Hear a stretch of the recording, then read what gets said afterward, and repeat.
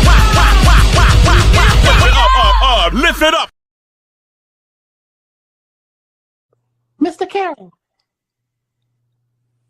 how you give the voodoo doll time to talk? I don't get no fucking time to talk. Who the voodoo doll is? The nigga you just had up here.